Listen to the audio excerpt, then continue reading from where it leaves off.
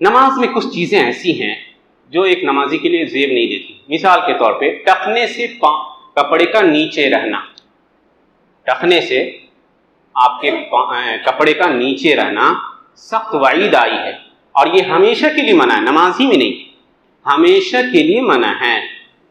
کوئی انسان اپنے پاؤں کو ٹخنے سے نیچے رکھے اپنے کپڑے کو زمین سے مل رہا ہے یا کہہ دیجیے زمین سے لٹاتے ہوئے چل رہا ہے وہ، تو یہ منع ہے. اللہ کے نبی صلی اللہ علیہ وسلم فرمایا صحیح بخاری کی حدیث، ما اسفل من الکعبین من الازار فهو فی النار، کہ جو ٹخنے سے نیچے جو کپڑا آپ کا لٹک رہا ہے وہ جہنم، یعنی وہ حصہ آپ کا جہنم میں ہو.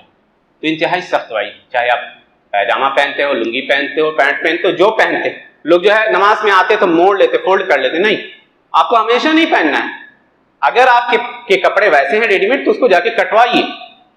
جائز نہیں ہے کہ کوئی انسان جان بوجھ کے ٹخنے سے نیچے جو ہے کپڑا رکھے، جائز نہیں. اور اللہ کے نبی صلی اللہ علیہ وسلم کی اس وعید کو سن لیجئے. اللہ کے نبی نے فرمایا ثلاثۃ، تین طرح کے لوگ ایسے ہیں، لا یکلمہم اللہ یوم القیامہ ولا یزکیہم ولا ینظر الیہم، نہ اللہ ان کی طرف دیکھے گا، نہ اللہ ان سے بات کرے گا، اور نہ ان کو گناہوں سے پاک کرے گا. پہلا کہا المسبل ازارہ، جو اپنے کپڑے کو زمین سے لٹاتے ہوئے چلتا ہے، ٹخنے سے نیچے رکھتا ہے. دوسرا کہا المنان علی ما اعطا، کسی کو کچھ دیا ہے تو اس پہ احسان جتلا رہا ہے کہ ہم نے تم کو یہ دیا تھا، وہ دیا تھا، یہ دیا تھا. تو احسان جتلانے والا اللہ اس کی طرف نظر رحمت نہیں کرے گا.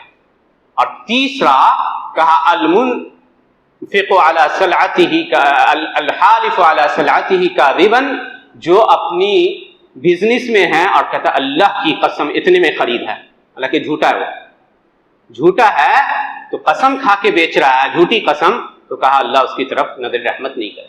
تو ٹخنے سے پیچھے نیچے نہ رہے. ایک اور چیز، کپڑے کو فولڈ کر کے نماز نہیں پڑھیے. نبی صلی اللہ علیہ وسلم نے فرمایا لا نکفت الشعر ولا الثوب، نہ آپ کپڑے کو جیسے وضو کرتے ہیں اتنا اوپر تک کہتے ہیں اسی میں آ کے اپنے ہاتھ باندھ دیا، نہیں، مناسب نہیں، مکروہ ہے. نماز تو ہو جائے گی بہرحال، مکروہ ہے.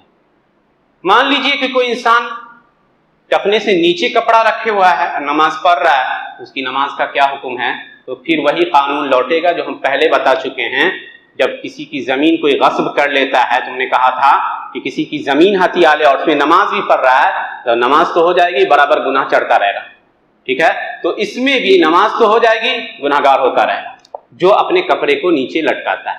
اسی طرح کوئی شخص ریشمی کپڑا پہنتا ہے، ریشم مردوں کے لیے منع ہے، ریشم مردوں کے لیے، ریشم، سونا، یہ سب منع ہے. اگر سونے کی انگوٹھی پہن رکھی ہے یا گھڑی پہن رکھی ہے یا ریشمی لبادہ اور رکھا ہے تو اس کے لیے جائز نہیں ہے کہ وہ نماز میں آئے. لیکن اگر وہ پہن کر پڑھنے آتا ہے نماز، اس کی نماز ہو جائے گی، وہ گناہ گار ہوگا کیونکہ اس نے سنت کی مخالفت کی. اسی طرح کچھ